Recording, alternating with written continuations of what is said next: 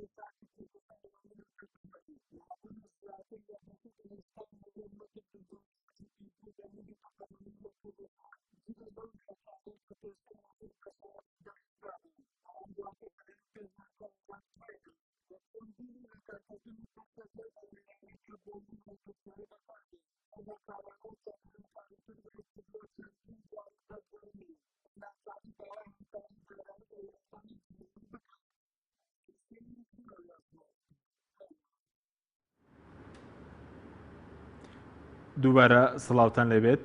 بەڕێزان. کاک محەممەد زۆر سوپاس بۆ بەشداریت لە بەرنامەکەماندا. ئەگەر سەرەتا لەوە دەست پێ بکەین ئامانج لە کۆبوونەوەی ئێوە لەگەڵ کۆنسڵی وڵاتانی بیانی لە هەولێر چی بووە؟ ئەم جۆرە لە کۆبوونەوەانە چ سوودێکیان هەیە بۆ هەرێمی کوردستان؟ بەناوی خی گەورە و میهرەبان زۆر سپاس بۆ بەڕێستان و سەرجەم بینەرانی کەناڵی ئاسمانی پەیام. بێگومان ئەمڕۆ دەستگای گشتی کاروباری مین و دەستەی ژینگە بە هاوکاری و هەماهەنگی فەرمانگەی پەیوەندەکانی دەرەوەی حکوومەتی هەرێمی کوردستان کۆبوونەوەیکی بەرفراوان سازکرا لەگەڵ سەرجەم قۆسۆلیەت و نوێنەری وڵاتیانی بیانی لە هەرێمی کوردستان لەگەڵ ئاژانسە نێودەوڵەتیەکان و UN مەبەستی سەرەکی و ئامانجی سەرەکیمان لە ئەنجامدانی ئەم جۆرە کۆبوونەوانە گەیاندنی پەیام و ڕوئیای و پلان و بەرنامەی دەستگای گشتی کاروباری مین بوو لە پێناوی ئەوەی کە چۆن بتوانین کاریگەری دروست بکەین لەسەر ئەو وڵاتانی کە لە هەرێمی کوردستانن تاوەکو هاوکار و دەستبار بن لەگەڵمانە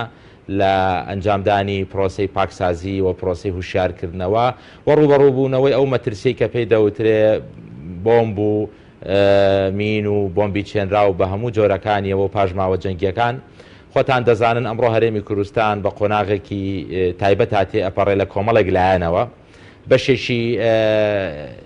خاشی هەرێمی کوردستان لە ڕابردووە بەهۆی ئەو جەنگەیەک لە دواییەکانی کە لە هەرێمی کوردستان و ئەم ناوچەیە ڕۆیان داوە پیس بوون بە مەرگێکی شاراوە کە مینە و بەشێکی زۆریشی پاژماوەی جەنگی لەم شوێنانە بەجێ هێڵراوە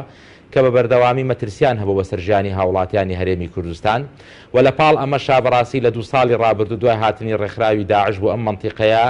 هەموو ئەو ناوچانەی کە ڕێکخراوی داعش داگیری کردبوو پاشان لەلایەن هێزی پێشمەرگەی کوردستانەوە ئازاد کران هەموو ئەو ناوچانە ناوچەی پیسبوون و ناوچەی پڕمەترسین و هەموو ئەو خەڵکانەی کە لەو شوێنانە ئاوارە بوون و شوێنەکانی خۆیان بەجێ هێشتووە ئێستا ناتوانن بگەڕێنەوە بۆ ناوچەی نیشتە جێبوونەکانی خۆیان لەبەربوونی ئەو مەترسی و لەم پەرانەی کە لەبەردەستان لەلایەکی تریشەوە بەڕاستی هەرێمی کوردستان بە قەیرانێکی داراییات تێپەڕەکە ئەمە هۆکارێکی ئەوەیە کە ئێمە وەکو دەستگای گشتی کاروباری مین ئەو بودجەی کە ئێستا هەمان ئەو بودجەیە کە لە ڕابردووە هەمان بووە بە کەم و کورتیشەوە تەمان خۆتان نەزانن کێشەی موچە لە چ بارودۆخێکایە و میزانی حکومەت لەوە چه وەزعێکایە و بودجە بە شێوازێکی گشتی لەبەردەستانیە بۆ ئەنجامدانی پرۆژەی نوێ لەبەر ئەوە لەگەڵ ئەم قەیرانە دارایی کە هەیە و لەگەڵ ئەو تەحەدیە گەورەی کە ڕوبەڕوومان بۆتەوە لەگەڵ هاتنی داعش و فراوانبوونی ناوچەیەکی پیسبووی زۆر ئەمە وای کردووە کە ئەرکی ئێمە وەکو دەستگای گشتی کاروباری مین یەکجار قورس بێ بۆیە لەم ڕۆ ئەمڕۆ ئامانجمان لەم کۆبوونەوەیە داواکردن بوو لە کۆمەڵگەی نێودەوڵەتی و لەو وڵاتانەی کە لە هەرێمی کوردستان نوێنەرایەتیان هەیە کە لە بڕۆ هاوکار و دەستباری هەرێمی کوردستان بنەوەی بە زووی بتوانین ئەو ناوچانە پاک بکەینەوە تاوەکو ئاوارەکان بگەڕێنەوە بۆ شوێنەکانی خۆیان زۆر باشە بەڕێزت بە دیاریکراوی وەکو سەرۆکی دەستگای گشتی کاروباری من بە دیاریکراوی چەند داواکاری تەبوو لە کۆنسوڵی وڵاتانی بیانی و داواکاریەکان لە چڕوەکە لە ڕووی مادیە یاخود لە ڕووی شیارکردنەوەیە چەند داواکاریتان ئاراستەی ئەو وڵاتانە کرد بەتەکید ئێمە ئەو نوێنەرایەتیانی کە لە هەرێمی کوردستان و بەشێکیش لە وڵاتانی کۆمەک بەخش پەیوەندی هەماهەنگی بەردەواممان هەیە لەگەڵیانە و لە ڕابردووشا بە سپاسەوە هاوکارێکی باشی دەستگای گشتی کاروباری مین بوون ئامانجی ئەمڕۆ ئێمە زیادکردنی ئەو هاوکاریە بوو کە هەیە و پاشانیش ئەو وڵاتانێکی کە تا ئێستا وەک پێویست هاوکار نەبوون داوایان لێ بکەین کە ئەوانیش هاوکار و هەماهەنگ بن لەگەڵمانە ئێمە لەم ڕۆ بەڕاستی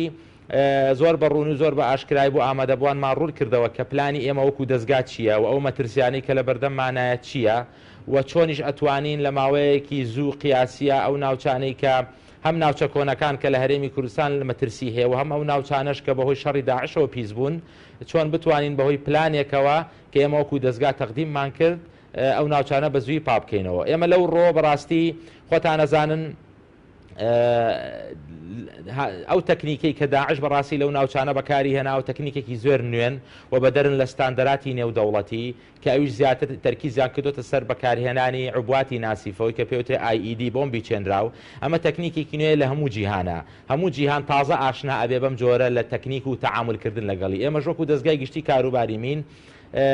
شارەزاییمان هەیە بەڵام شارەزایەکەمان بەو ئەندازەیە نییە کە بتوانین ڕوبەڕووی ئەم مەترسیە گەورەیە بینەوە بۆیە داواکاری ئێمە ئەوە بوو کە خولی ڕاهێنانی پێویستمان لەسەر ئەم بابەتە بە تایبەتی بۆ بکرێتەوە تاوەکو بتوانین تیمەکان و کەوادیرەکانی خۆمان زیاتر پەرە پێ بدەین و پاشان دابینکردنی کەلوپەل بەڕاستی بۆ تیمەکانمان ئێمە بەهۆی قەیرانی داراییەوە لە 2 ساڵی ڕابردوو نەمان توانیەوە هیچ کەلوپەلێکی نوێ دابینکەین بۆ تیمەکانمان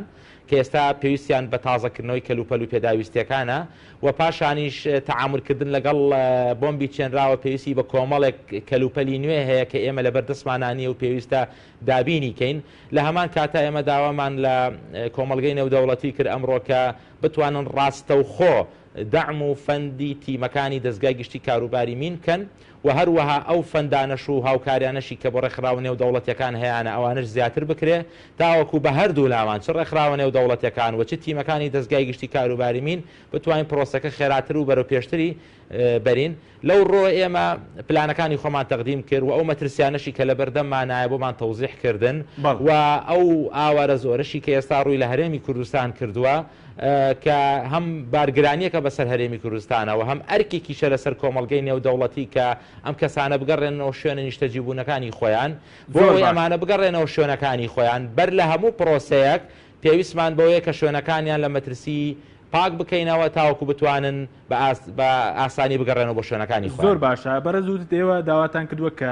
ڕاستەوخۆ وڵاتان هاوکاری وەکو ئێوە وەکو دەستگای مین بکەن نێ لە ڕابرد و کاوکاریەکە کراوە لە ڕێگەی عێراقەوە بووە نەتوانراوە ڕاستەوخۆ هاوکاریەوە بکرێت نامەبەستم لە ڕاستەوخۆ ئەوەیە لە ڕابردووە کە هاوکاری کراوە وەکو فەند بۆ ڕێکخراوە نێو دەوڵەتیەکان کراوە چونکە ئەوان لە ڕابردوو وڵاتانی کۆمەک بەخەژێکێک لەو گرفتانی کە ئێمە هەمانە لەگەڵیانە بریتە لەوەی کە ئەوان دعمی حکوومات ناکەن دعمی منەظەماتی نێودەوڵەتی ئەکەن تا ئێستا ئەو فەندانی کە کردوانە زۆرینەی زۆری ئەتوانین بڵین ڕاستەوخۆ بۆ ڕێکخراوە نێودەوڵەتیەکان بووە و ڕێکخراوە نێودەوڵەتەکانی لەژێر سەرپەرشتی ئێمە کارەکانی خۆیان جێبەجێەکەن بەڵام ئێمە داوامان کرد بەشێک لە هاوکاریەکانیان ڕاستەوخۆ بۆ تیمەکانی دەستگا بن تاوەکو بتوانین ئێمەش سوودمەند بین و تیمی نوێ دروست بکەین و توانای مرۆیی زۆر باشمان لەبەردەستایە لە هەرێمی کوردستانە ئەتوانین بەکاریان بێنین و سوودیان لێوەربگرین لەگەڵ دابینکردنی ئەو کەلوپەلانەی کە ئێستا ئێمە پێویستمان پێێتی لە ڕابردووە هەندێک کەلوپەل بۆ دەستگا دابین کراوە پێداویستی تیمەکانمان بەڵام ئەمە لە ئاستی داخوازی و لە ئاستی قەبارەی کێشەکەیان نەبوو وەکو پێویست ئێمە لەو ڕۆداوامان کرد کە ئەم کۆمەچیەش زیاتر بکەن ئەگەر ئەوان ڕاستەوخۆ بتوانن فەندی تیمەکانی ئێمە بکەن ئێمە وەکو دەستگا لە ئامادە باشی تەواوین کە ئەتوانین ڕاستەوخۆ دەست بە کارەکانی خۆمان بکەین و تیمی نوێ دروست بکەین و حەجمی کارەکانمان زیاتر و بەرفراوانتر بکەین و گوتم تاقەیەکی مرۆیی تەکنیکی زۆر باش لەبەردەستی ئێمە هەیە کە خەڵکی خۆماڵین و توانایەکی زۆر باشیان هەیە و لە ڕابردوش لە کۆمپانیاکان و لە ڕێکخراوە نێودەوڵەتیەکان کاریان کردووە و ئێستا بێئیشن ئەتوانین ئێمە سوود لەم توانە مرۆیە گەورەیە وەربگرین و بەکاریان بێنین لە دروستکردنی تیمی نوێ. زۆر باشە بەڵێنی چیان پێدان ئەو وڵاتەنیت بەڵێنێکیاندا کە لە ڕووی هۆشیاریەوە و لە ڕووی بودجەوە هاوکاری ئێوەکو دەستگای مین بکەن هیچ بەڵێنێکیان پێدان؟ بەڵێ طبعاً وەک باسم کرد بەشێک لەم وڵاتانە وەک وڵاتە یەکگرتووەکانی ئەمریکا کەنەدا فەرەنسا هۆڵندا ئەمانە لە ڕابردووە هاوکاریان کردوین بەڵام تەکیدیان کردەوە ئەمڕۆ لە کۆبوونەوەکانە لەلایەن نوێنەرەکانیانەوە کە ئەو هاوکاریانە بەردەوامە بێ و ئەوان کارەکەن لەسەر زیادکردنی ئەو هاوکاریانە و ئێمە کۆمەڵک مؤشریشمان لە بەردەستە لە یەک دوو مانگی ڕابردوو کە بەشێک لەم وڵاتانە بودجەی زیاتریان تەخسیس کردووە بۆ ناوچەکانی هەرێمی کوردستان و هەروەها ئەو وڵاتانەشی کە تا ئێستا هاوکاریان نەکردوین لەو ڕۆوە بەرچاوڕۆشتنێکی تەواومان پێدان و ئەوانیش لە لای خۆیانەوە بەڵێنیاندا کە لەگەڵ حکووماتەکانی خۆیانە کار بکەن و هەوڵ بدەن بۆ ئەوەی کە بودجەیەک لەلایەن وڵاتانی خۆیانەوە دابین بکەن بۆ ئەو مەبەستە چونکە بەڕاستی مەسئلەی مین و تەقەمەنی مەسئلەیەکی نێودەوڵەتیە و تەنها ئەرکی هەرێمی کوردستان نییە بەڵکو ئەرکی هەموو کۆمەڵگەی نێودەوڵەتیە و ئەو شەڕێکی ئێستا بەرامبەر داعش ئەکرێ ئەمە شەڕێک نییە تەنها هەرێمی کوردستان بیکە بەڵکو ئەمە شەڕێکە مەترسیەکە ڕوبەڕۆی هەموو جیهانە بێتەوە لەبەرەوە ئەرکی ئەوانیشە و پێی ڕێکەوتن نامە نێودەوڵەتیەکان و پێی قەوانینی UN کۆمەڵگەی نێودەوڵەتی ئەوەی کە پێی دەوتێ فامیلی ماین ئەکشن خێزانی مین و تەقەمەنی ئەرک و بەرپرسیارەتیان لە ئەستۆیە بە پێی ڕێکەوتن نامە نێودەوڵەتیەکانی وەکو ئۆتاوا و ئۆسلۆ ئەوانە کە یارمەتی ئەو وڵاتانە بن کە لەژێر مەترسی مین و تەقەمەنیان تاوەکو بەزووی لەو پرۆسەی نەجاتیان نابێ هەرێمی کوردستانیش یەکێکە لەو وڵاتانەی کە زۆرترین ڕێژەی پیسبووی هەیە لە ناوچەکەیە و مەترسی لە بەردەمدایە بۆیە بەڕاستی ئێمە تەکیدمان لەوە کردو ئەمڕۆ لە کۆبوونەوەکەیە کە بەپێی ئەو ڕێکەوتن نامە نێودەوڵەتیانەش ئەرکی ئەم وڵاتانەیە کە لەمڕۆ هاوکارمان بن و ئێمە ئومێدمان هەیە کە لە داهاتووە حەجمی هاوکاریەکان زیاتر بێت و ئەو وڵاتانەشی کە تا ئێستا نەهاتوونەتە خەت لە داهاتووە بتوان هاوکاری زیاترمانکەن لەو ڕۆ. زۆر باشە سەبارەت بە بینە سەر قەیرانی دارایی وەنەبوونی بودجە چ کێشەیەکی بۆ وەکو دەستگای مین دروست کردووە لە چ ڕۆیەکەوە کێشەی بۆ دروستگای حکوومەت هەرێم بودجە بۆ ئێوە وەکو پێویست دابین ناکات یاخود لە چ ڕۆیەکەوە کێشەی گەورەی بۆ دروست کردووە. بەتاکید قەیرانی دارایی کێشەی زۆری بۆ ئێمە دروست کردووە. ئێمەش وەکو هەموو وەزارەتێک لە وەزارەتەکانی حکوومەتی هەرێمی کوردستان وابەستین بەو سیستەمە مالی کە لە حکوومەتی هەرێمی کوردستانە هەیە. موچەکانی کارمەندانی ئێمەش بەپێ ئەو سیستەمی پاشەکەوتی موچەی ئێستا ئەدرێ. ئەمە کاریگەری زۆر سلبی لەسەر کاری تیمەکانی ئێمە کردووە، چونکە کاری تیمەکانی ئێمە و کاری کارمەندانی دەستگای گشتی کاروباری مین جیاوازە لە هەموو فەرمانبەرانی حکوومەتی هەرێمی کوردستان، چونکە ئەمانە بەڕاستی کارێکی پڕمەترسی ئەنجام بدەن و ڕۆژانە ڕوبەڕووی مەرگ ئەبنەوە و گیانی خۆیان خسۆتە خەتەرەوە لە پێناوی ئەوەی بتوانن پاکسازی بکەن و ڕوبەڕووی مین و تەقەمەنی ببنەوە. ئەگەر ئەمانە تەحفیزێک و هاندانێکی مادی و معنەویان نەبێ بەڕاستی وەکو پێویست کارەکانی خۆیان ناوانێ نەتوان ئەنجام بدەن. ڕۆژانە ئێمە لە دەستگای گشتی کاروباری مین ڕوبەڕووی گلەی و گازندەی تیمەکانە بینینەوە، مین لابەرەکانمانە بینینەوە لە سەرجەم شێڵگە مینەکانە کە بەڕاستی ئەمانە لەژێر فشارێکی دەرونی و مادی یەکجار زۆران، چونکە ئەم کارمەندانەی ئێمە جیاواز لە هەموو کارمەندەکانی تری حکوومەتی هەرێمی کوردستان سعات 3 بەیانی دەبێت لە خەو هەستن، سعات 4 یاخود 5 بەیانی ئەوان گەشتونەتە شوێنی کارەکانی خۆیان. خۆمان نەزانین هەموو فەرمانبەرانی حکوومەتی هەرێمی کوردستان سعات 8 دەست بە دەوامی فەرمیەکەن، ئەمان لە سعات 3 و 4 دەست بە دەوامی خۆیانەکەن و لەو ناوچە پڕمەترسی و ناوچە سەختان و لە بەردەم تیشکی خۆرا خەریکی پرۆسی ئەنجامدانی ئەم ئەرکە پیرۆزەی خۆیانن. ئەگەر بەڕاستی ئەمانە ئیستیسنا نەکرێن وەک هێزەکانی پێشمەرگە کە ئێمە چەندین جار داوامان کردووە لە ئەنجومەنی وەزیرانیش، ئەمانیش تیمەکانی دەستگای گشتی کاروباری مین حەقی خۆیانەکە ئیستیسنا بکرێن لە موچەخۆرانی تر وەکو پێشمەرگە و وەکو هێزەکانی ئاسایشی ناوخۆ تەعاملیان لەگەڵا بکرێ، بەڵام تا ئێستا ئەمە نەکراوە. ئەمە لەلایەکی تر بەڕاستی ئێمە پێویستمان بە بودجەی بەردەوام هەیە بۆ دابینکردنی کەلوپەلی پێویست بۆ تیمەکانمان هەر لە جلوبەرگ و درع و ڤایزەرەوە هەتا کاتە پێداویستێ لۆجستیەکانی تر. ئەمەش بەڕاستی بەهۆی قەیرانی داراییەوە ئێمە گرفتی تەواومان بۆ دروست بووە. سەرڕای ئەمە هەموو ئەو کۆمپانیانەی کە لە بواری پاکسازی مینە کاریان دەکرد لە هەرێمی کوردستان سەرجەمیان کارەکانیان ئێستا وەستاوە بەهۆی قەیرانی داراییەوە، چونکە ئێمە هیچ بودجەیەکمان لەبەردەستانیە کە بۆیان دابین بکەین تاوەکو کارەکانیان ئەنجام بدات و ئەوەشی کە لە ڕابردوو کاری بۆ ئێمە ئەنجام داوە لە کۆمپانیاکان ئێستا خۆمان نەزانین بەهۆی قەیرانی داراییەوە هیچ سلفەیەک نییە و تەنها چەشێکی ڕقمێکە و پێیان دەدرێ و ئەمە لە بانقەکانە ناتوان پارەی پێوەربگرن، لەبەرەوە ئەمانیش کارەکانیان وەستاوە، لەبەرەوە قورساییەکی تەواو بەڕاستی ئێستا کەوتوتە سەر دەستگای گشتی کاروباری مین. تەنها دەرفەتێک کە لەبەردەستمانە ماوە بەڕاستی داواکردن و هانابردن بۆ کۆمەڵگەی نێودەوڵەتی کە لەم ڕۆ هاوکاری زیاترمان بکەن و بەردەوامیش لە خەتین لەگەڵ ئەنجومەنی وەزیرانە کە چۆن بتوانین تەفەهومی بارودۆخەکە بکەن و بتوانن هەم لە ڕووی موچەوە هەم لە ڕووی بودجەوە کە پێویستە هاوکاری زیاتری دەستگا بکرێ. خۆتان دەزانن ئێستا بەشێکی زۆری ئەو ناوچانی کە لەژێر دەسەڵاتی داعش ڕزگار کراوە زیاتر لە ساڵێک تێپەڕیەوە بەسەریە، هەر لە شنگالەوە تاوەکو وەگاتە گوڵاڵە، بەڵام تا ئێستا دانیشتوانەکە هیچیان ناتوانێت دانیشتوانەکان بگەڕێنەوە بۆ شوێنەکانی خۆیان. لەبەرەوە خۆشمان نەزانین سەبەبی ڕئیسی بریتە لە پیسبوونی ناوچەکان و تا ئەم ناوچانە پاک نەکرێنەوە لە بۆمبی چێنراوە لە پاژماوەکانی جەنگ هیچ خزمەتگوزاریکی تر لە ئاو و لە کارەبا و لە ڕێگا و لە خستەخانە و لە قوتابخانە ناتوانێت بگەڕێتەوە بە ناوچەکانیان. کەواتە تحصیل حاصل بریتە لەوەی کە یەکەم پرۆسە کە لەم ناوچە ئازاد کراوانە پێویستە ئەنجام بدرێ پرۆسەی پاکسازیکردنە لەلایەن دەستگای گشتی کاروباری مینەوە. ئێمەش بەڕاستی لەم ڕۆوە بەم ئیمکانیەتی مەحدودەی کە لە بەردەستمانە ناتوانین تەختیەی ئەو ڕوبەرە بەرفراوان و قەبارە فراوانە بکەین کە لەلایەن داعشەوە پیس کراوە، چونکە حەزەکەم بینەرانی بەڕێزەوە لەلایەن ئاشکرابێ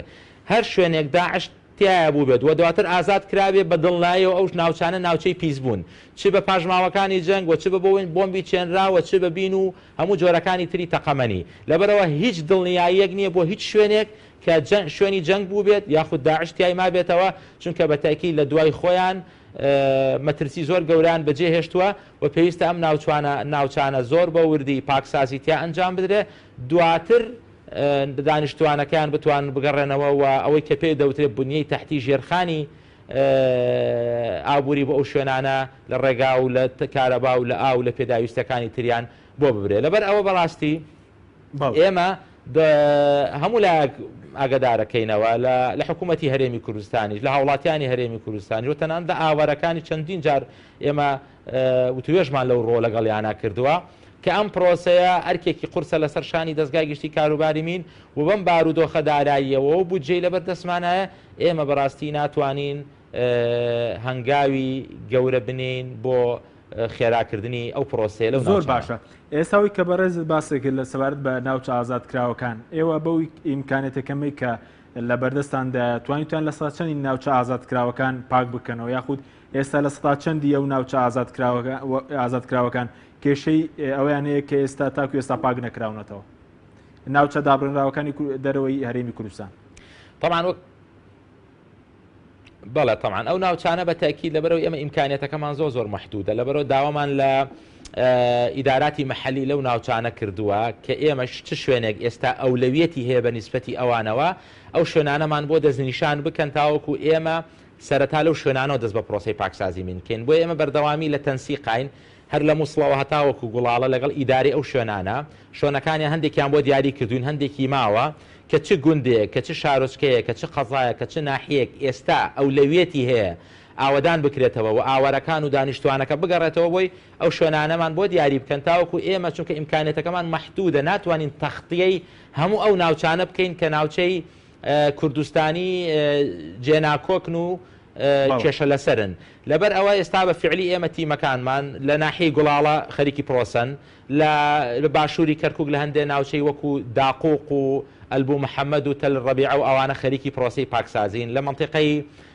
سنوونیە و زمار و ڕەبیعات تیمان لەوێ هەیە خەریکی پرۆسی پاکسازین، و لە داهاتوێکی نزیکە لە ناوچەی خازەر تیمان ئەچێتە ئەو شوێنانەش خەریکی پرۆسی پاکسازی گوندەکانی کاکەی و سەر نزیک خازرن ئەوانش دەست پێەکەین. لەبەرەوە ئێمە ئێستا توانیمانە تەختی ئەم شوێنانە بکەین، بەڵام شوێنەکان زۆر لەمە زیاترن و پێویستیان بە تیمی زۆر زیاترەیە. خۆشتان نەزانن پرۆسی پاکسازی من پرۆسێکی زۆر خێرا نییە، لەبەر ئەوەی ئێمە گومانمان لە هەموو ئەو زەویە هەیە کە لەو شوێنانە هەیە هەتاوەکو دڵنیا نەبین لە پاکی و لە خاوێنی ئەو زەویە ناتوانین ئیمزا واژوو بکەین لەسەر ئەوەی پێی دەوتێ پرۆسی هاندۆڤەر، پرۆسی ڕادەستکردنەوەی زەوی، چونکە کاتێک کە ئێمە واژوو ئەەکەین لەسەر ڕادەستکردنەوەی زەوی دەیدەینەوە بە ئیدارە یا دەیدەینەوە بە خاوەن زەویەکە، ئێمە ئیمزا دەکەین و دڵنیایی دەدەین کە ئەم شوێنە پاکمان کردوتەوە. لەبەرەوە پرۆسەکەت زۆر بە دەقیقیە، پێویستی بە وردەکاری زیاترە، لەبەرەوە خێرا نییە خاوە، پێویستمان بە زیادکردنی تیمی زۆرە لەم ڕووەوە. بۆیە ئێستا ئێمە حەسب ئەولەوێت ئێستا کارەکانمانەکەین و ڕیزبەندیەکمان داناوە بۆ هەموو ئەو ناوچانەی کە ئازاد کراون. تەڵان تەنسیقیشمان لەگەڵ هێزەکانی پێشمەرگە هەیە بە دەستخۆشیش بۆ ئەوان لەگەڵ هەندەسەی عسکەری لە وەزارەتی پێشمەرگە هەماهەنگی تەواومان هەیە کە ئەوانش لەو ڕۆ لەو شوێنانە هاوکاری باشمانەکەن، چ لە ڕووی تەکنیکی، چ لە ڕووی لۆجستی، چ لە ڕووی پارێزگاری و ئەمنیەت دابینکردنی ئەمنیەت بۆ تیمەکانمان لەو شوێنانە. تەنسیقی باشیشمان لەو ڕۆ لەگەڵ ئەوانە هەیە و ئەوانیش تیمیان هەیە وەکو هەندەسەی عسکەری لە هەندێک شوێنی پێویستە ئەوانیش پرۆسە هاوکارمانە من لەو پرۆسەیە. بەڵێ زۆر باشە. دواوتە زۆر بە کورتی سەبارەت بۆی ئەگەر هاوکاری نەکرێن لەلایەن کۆمەڵگەی نێودوڵەتیەوە پرۆسی ئازادکردنەوەی ناوچە خاوێنکردنەوەی ناوچە ئازادکراوەکان چەند ساڵی پێویستە؟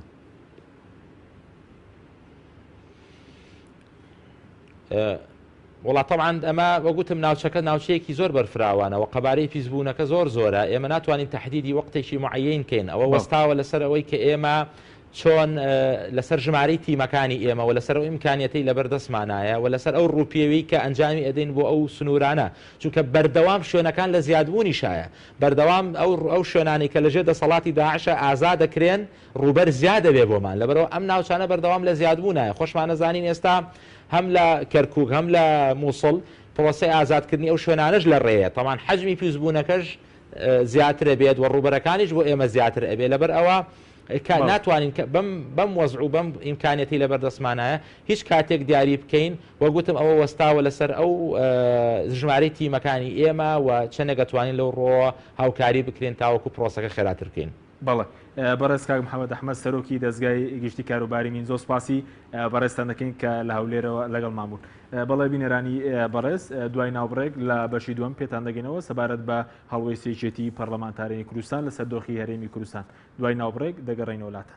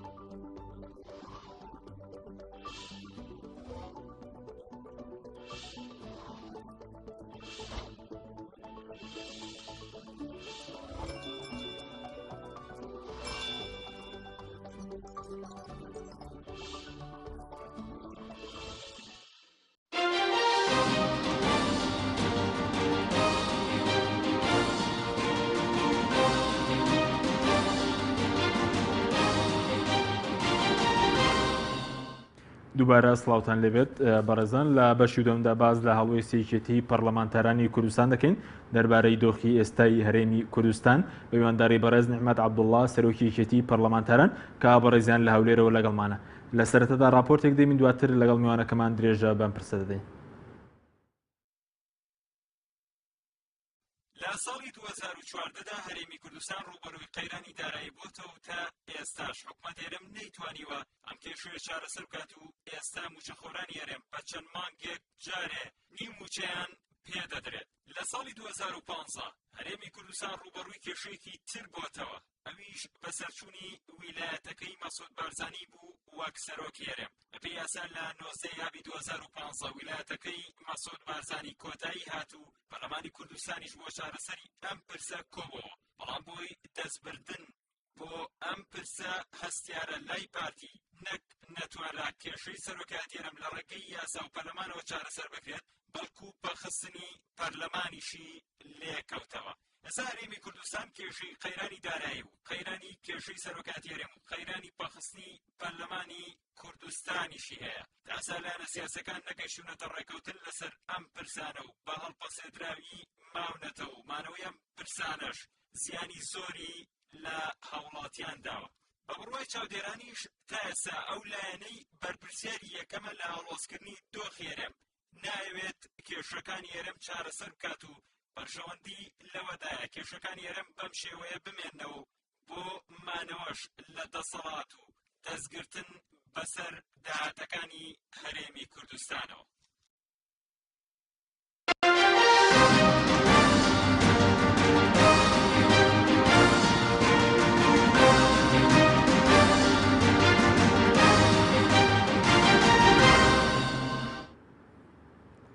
دووبارە سڵاوتان لەبێت بەڕێزان. کاک نیعمەت زۆر سوپاس بۆ ئامادەبوونت لە بەرنامەکەماندا. دەمەوێت لە سەرەتادا ڕای ئێوە وەکو یەکێتی پەرلەمانتارانی کوردستان دەربارەی دۆخی ئێستا بزانین ئێوە چاڵوێستێکتانەیە دەربارەی دۆخی ئێستای هەرێمی کوردستان. مەڕێ بەناوی خوای گەورە و میهرەبان، خۆی لە ڕاستیدا ئەو بارودۆخەی کە ئەمڕۆ لە هەرێمی کوردستان هاتوتە کایەوە بارودۆخێکی نەگونجاوە، بارودۆخێکە چەندین مانگە و پێشتریش لەژێر ئەو قەیران و ئەو ئاڵۆزە سیاسی و یاسایەنەدا خەڵکی کوردستان بازێکی زۆری داوە و ماندووبوونی زۆری داوە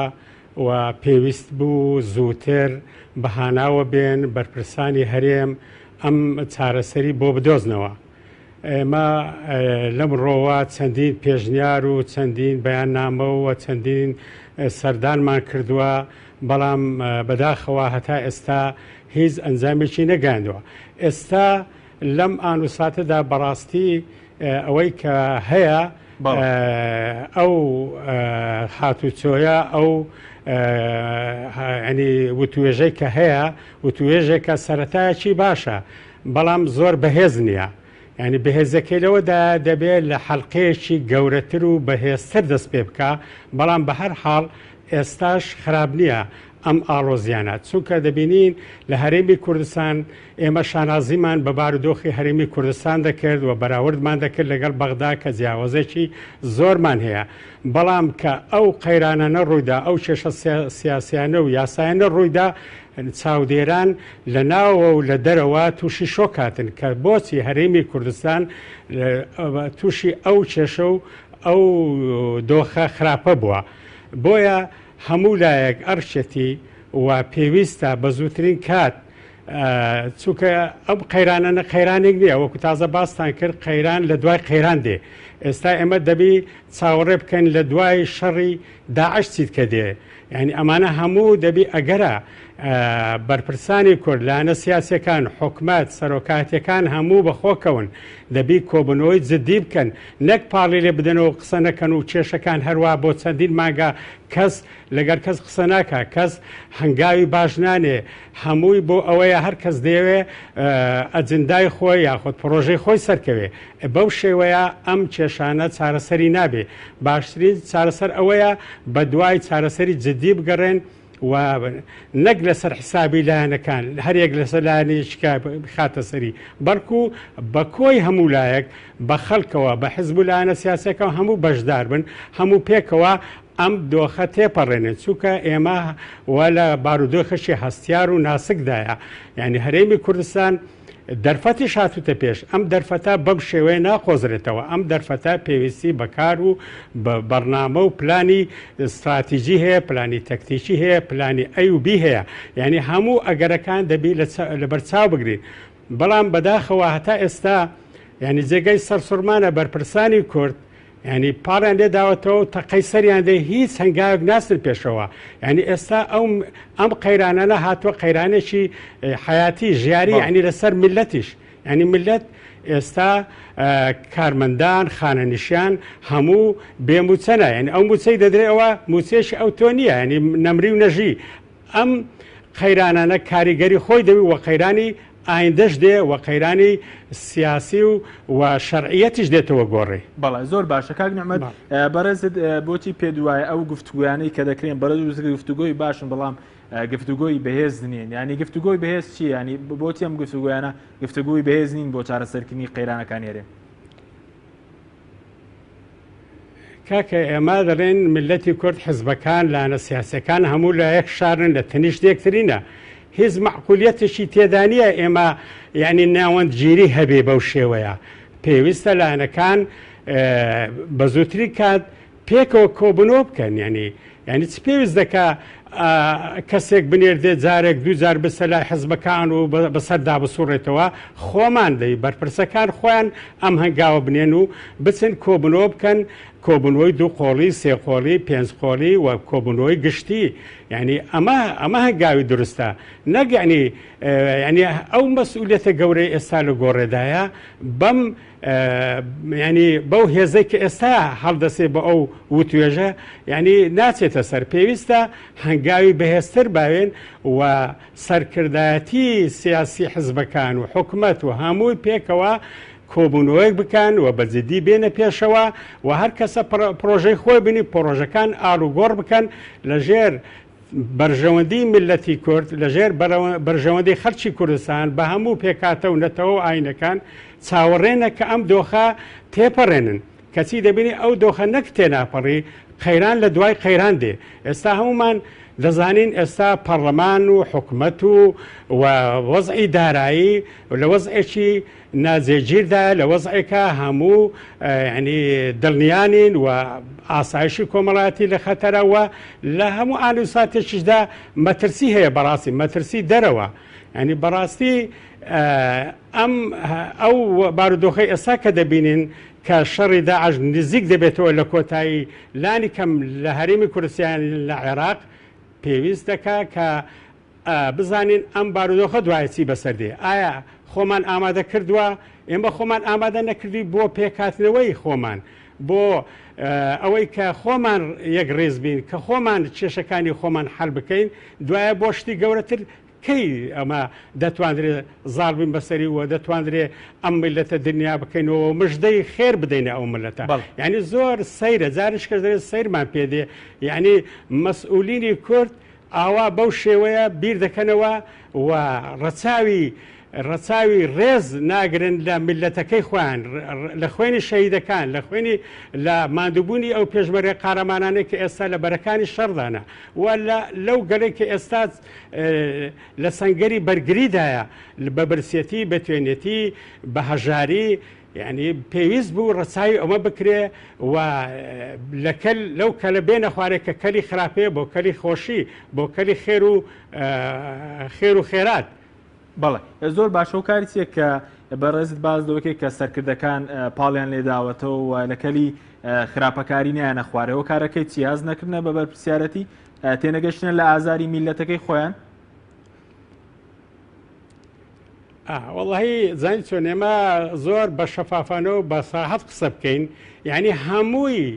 لە بەرژەوەندی تەسشی حیزبایەتی و لە پلۆپۆست یعنی هەر کەس وا دەزانێت ئەگەر بێت و تەنازل بۆ یەکتر بکەین یا بێت و سارسەری ئەو کێشەیە بکرێت لەوانەیە ئەو پۆستێک لەدەست بدا لەوانەیە بەرژەوەندێک لەدەست بدا ئێخر نازانی بە قوربانیدار بە بەرژەوەندی خۆت خەبات و تێکۆشانە و شەرەفە بۆ خۆت تۆماری دەکەی بەرامبەر بەوەی خێر و خۆشک دەدەی ملەتی خۆت. یعنی ئەمە سەیرە هەمومان چاوەڕێ دەکەین مەسەلەن لە عێراق چاوەڕێمان دەکرد دەستورێکە بێ کە دەستورێکە بێ یاسایەکە بێ نەک دەبێت دەستوری یاساشەیە ئەو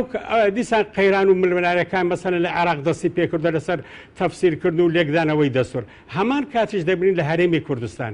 بۆیە ئەنی ئەم تەفسیرات و ئەم لێکدانەوەانە هیچ سوودێک نابەخشی بەوەی کە بتوانین خۆمان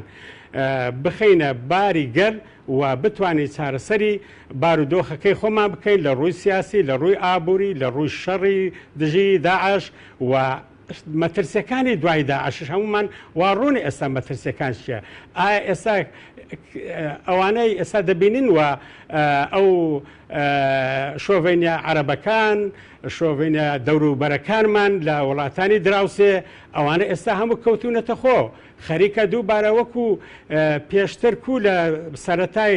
ڕاپەڕین ئێران و تورکیا و عێراق و سووریا کۆبوونەوەی چوار قۆڵیان دەکرد ئێستاوا خەریکە ئەو کۆبوونەوەانە دەکرێتەوە یعنی دەبێ ئەمە وشیار بینەوە دەبی هەست بکەین بە مەسئولیەتێکی گەورە بۆ ئەوەی بتوانین چارەسەری خۆمان بکەین و بتوانین لایەنی پەیوەندیدار چ هەرێمی چ نێو دەوڵەتی تێبگەنین کە ئێمە دەتوانین خۆمان بژێنین یعنی بەڕاستی ئەم ناکۆچانی ئێستا لە هەیبەت و سمعی هەرێمی کوردستاندایە ناوبانجی هەرێمی کوردستانی زڕاندووە و هەموو لایەک دێن لە دەرەوە قۆنسڵگەریەکان حکوومەتەکانی دەرەوە دێن هەموو ڕۆژێ لە کوردستانە دەستن لای ئەو حزب دەستن لای ئەو سەرکردە کەسی بەداخەوە دەبینی بارودۆخە کە هەر وەک خۆەتی ئایا ئەمە تۆ چی لێ دەخوێنیەوە بڕۆ بە هەر خەڵکێکی بەسیتیش بێ دەرێ ئەمانە بەرژەوەندەی تایبەتی خوان ڕەچاو کردەوە. بەڵێ زۆر باشە پێدا ئەوەی کە بەرز بووتەوە کارێکێکەوان لە کەڵی خراپەکاری و یاخۆ بڵێن کەڵی شەیتان نەخوارێ ئەوەیە کە لەبەر بەرژەوەندەکانی خۆیانە هیچ بەرژەوەندێکی میلەت لەوەدایە کە ئەم قەیرانە دروست بوو یاخود قەم قەیرانە بەم شێوەیە بەردەوامە و دەست پێشخەری جددی نییە خۆی ئەمە بە هیچ شێوەیەک لە بەرژەوەندی جەماوەری ئەو حزبانەش نییە نەک لە بەرژەوەندی گەلتەنیە لە بەرژەوەندی جەماوەری حزبەکەش نییە لە بەرژەوەندی حزب خودی حزبەکەش وەکو دەستگاش نییە یعنی ئەمانە شتێکە هاتوتە وجود ینی بەڕاستی ینی ئینسان خەتەری ئەوای لەیە کە مەترسی گەورەی لێ پەیدابی ئایا ئەمە ئەزیدای ئەم لە ئەولایە هەرێمیە دەوڵەتانە وامان لێ دەکەن جارشکان بە تووشی شەڕ و ناخۆشی و یان لانی کەم ینی ئێستا ئەگەر ڕاستە شەڕ نابی ئینشاءڵڵا وە کەس چاوەڕێ ئەوەی ناکە ینی ئەم ڕۆژە ڕۆیش ینی دەبی لەو بەرپرسیارەتە وریابین ئەمە دوورە بەڵام هەر وەزعەکەشمانەوەی وەزعەکەش بەو شێوە ینی شەڕێکی نووسووە یاخود فتنێکی نووسووە ئەو فتنانە جاروەیە بە ئاگا دێنەوە شتی خراپ دەقەومێنن بۆیە پەلەکردن لەم دۆخە کە ئێستا ئومێدەکەیە لەم هاتوچۆیە بەڕاستی ببێتە هاتوچۆیەکی عملی هاتوچۆیەک بەجددی بێنە پێشەوە و مژدە بدەنە ئەم خەڵکە و مژدە بدنە پێشمەرگە مژدە بدنە کەسوکاری شەهیدان مژدە بدنە ئەو کەسەی بێموچەیە بێڕاتوە بێڕاتبە کەسەدی دەبینی مەسەر خانەنیشەکان هەتا ئێستا 2 مانگ زیاترە موچیان وەرنەگرتووە یعنی دەبینی لە بەغدا ئەوان 2 موچەی پێشتر وەردەگرن بەس لە هەرێمی کوردستان بە 2 مانگ زارێک موچە وەردەگرن ئێمە هەتاکەی ئیدارە دەکرێت ئەمە ئەمڕۆ ئەو قەیرانە بە دوایەتی دادێ خەڵک تەحملی نامێنێ و چاوەڕێی خراپ دەکرێت یعنی هەر خەڵک لە خۆیەوە یعنی وەزعی دارایی وەزعی نەفسی خراپ دەبێ کۆمەلگەیەکی مردوو کۆمەلگەیەکی ماندوو شەکەت یعنی ناتوانین ئەو ئومێدە گەورەی کە هەمومان داوای ڕێفراندەوە و سەربەخۆی دەکەین بە چه هەنگاوێک بە چه هێزەگەمەت بچینە ناو ئەو پرۆسەیە ئەمە پرۆسەیەکی درو درێژە پرۆسەیەکە دەبی هەمومان پێکەوە ئیشی لەسەر بکەین بۆیە ئێمە ینی دەتوانین برین چەند پێشنیارێ بخینە ڕوو بە ئەو مەوزوعە یعنی یەکەم شێت تۆ باس دەکەن باسی ئەوەی ئێستا باسی پەرلەمان دەکەن و پەرلەمان چۆن بیکا کە پەرلەمان دەبێ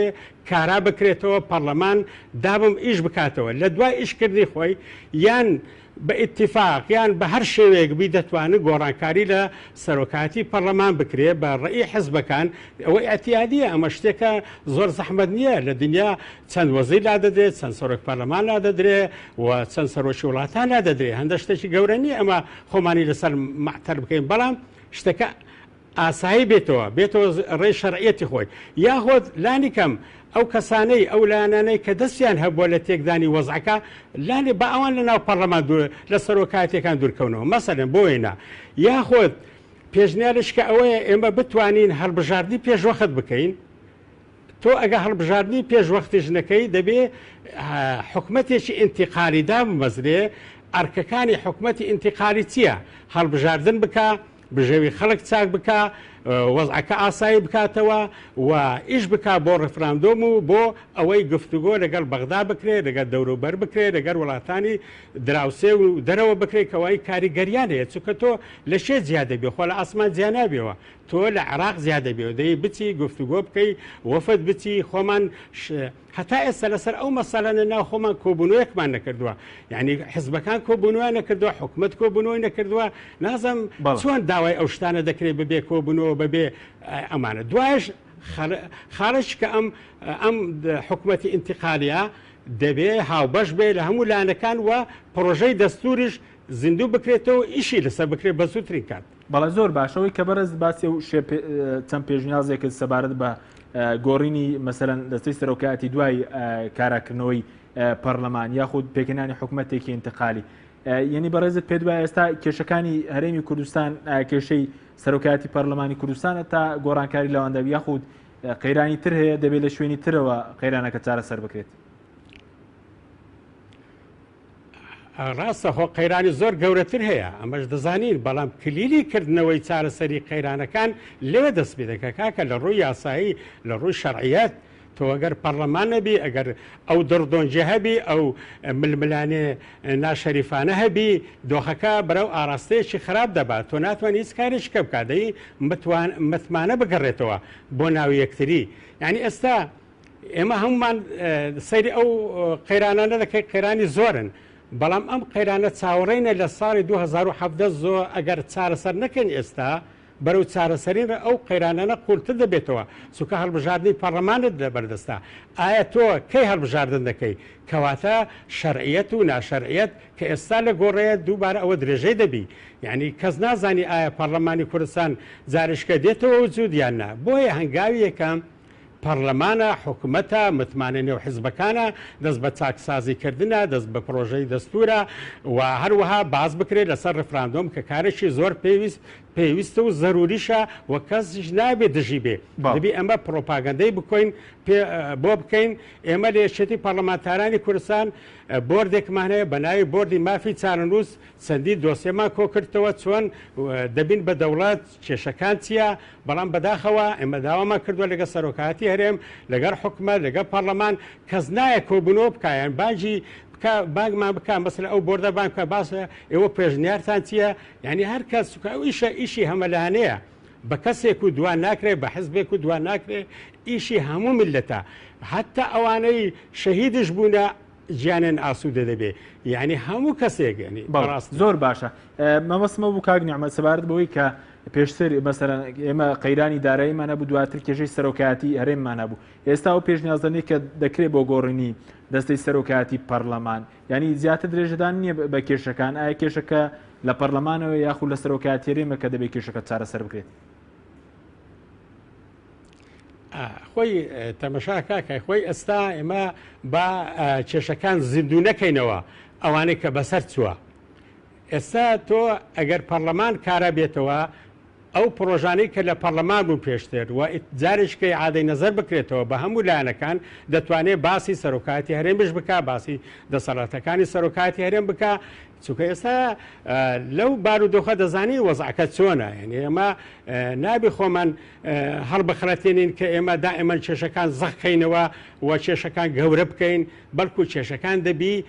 نەرم بی لەگەڕی دەبی کێشەکان بە شێوێکی ئەوتەوەی بتوانیت چارەسەری بکەین دەکرێت هەموو بابەتەکان لە دوای ئەوەی پەرلەمان و حکومت کارە بۆ متمانە هاتەوە باسی هەموو کێشەکان زۆر باش بە جانێکی براتی و یەکڕێزی و بەهەسکردن بە پرسیارەتی زۆر باش ئێوە وەکو یەکێتی پەرلەمانتاران کە پێکاتون لە سەرجەم پەرلەمانتارەخانی شینکراوەکانی بڵین هەرێم و ئەوەی کە کوردیش لە بەغداد هەبوو تا ئێستا ینی دەست پێشخەریتانە بۆ چارەسەرکردنی کێشەکە و نێوەندگیریتانە بۆ یاخود ئامادە نێوەندگیری لایەنەکان بکەن ئەگەر بە کورتی بێ سوپاس دەکەم. والله ئێمە پرۆژەمان هەبووە پرۆژەمانە بۆ کردنەوەی گرێ کوێرەکان ینی هەمووم باس کردووە ئەم قسانەی من کردم ئەوەی ئیتەنیایی خۆم نییە ئەمە لە یەشەتی پەرلەمانتارانی کوردستان چەندی جار ئەوەمان باس کردووە پرۆژەمان هەبووە بڵاومان کردوتەوە و ئێستاش بەنیازین کۆبوونەیەک بکەین لەگە پەرلەمانتاران لەگەر بەشێک لەگە پەرلەمانتاران لەگەر بەشێک لەو کەسانەی کە بیرۆڕای باشان هەیە لەسەر چارەسەرکردنی ئەو کێشەیە یعنی نەک لەسەر ئەجەندای حیزبەکانی خۆیان سوکامە لە یەشەتی پەرلەمانتارانی کوردستان هەموو فراکسیۆنەکان لێ کۆبوویتەوە دەبی شتێکی گشتگیر و هەمەلایەنە لە بەڵێ زۆر باشە ینی هاوتەریب لەگە بەرژەوەندیگەکەمان بێ بادوا پرسیارم زۆر بە کورتی ینی خولێکمان ماوە سەبارەت بە ینی ئێستا و پێشنازانەی کە ئێوە بە دیاریکراوی بە کورتیەتانە بۆ چارەسەرکردنی دۆخەکە بریتین لێچی لەو پێشنازانەی کە پێشتر باست کرد بەڵێ بەرە هەر ئەو پێشنیازانەیە و پێشنیازی شتریشمان دەبێ و ئەوی کۆنەکانیش دەینینەوە گۆڕێ چونکە ئەمە چەندی ساڵە ئەو پێشنیارە نەمانەیە ساڵە شیشە لەسەر ئەو قەیرانە چەندی پێشنیارمانەیە بەڵێ بانین چارەسەریان بکەیت بەڵێ بەڕێز نیعمەت عەبدوڵڵا هەموو دێتەوە گۆڕێ بەڵێ بەڕێز نیعمەت عەبدوڵڵا سەرۆکی یەکێتی پەرلەمانتاران زۆر سوپاسی بەڕێز دەکەین کە لە شاری هەولێرەوە لەگەڵمان زۆر سوپاس بۆ ئامادەبوون بەڵێ بینەرانی بەڕێز و خۆشەویست زۆر سوپاسی کە تاکو ئێستا لەگەڵمان بوو سوپاس بۆ ئەو کارنم تا بەرنامەیەکی دەرخواتان لەگەڵ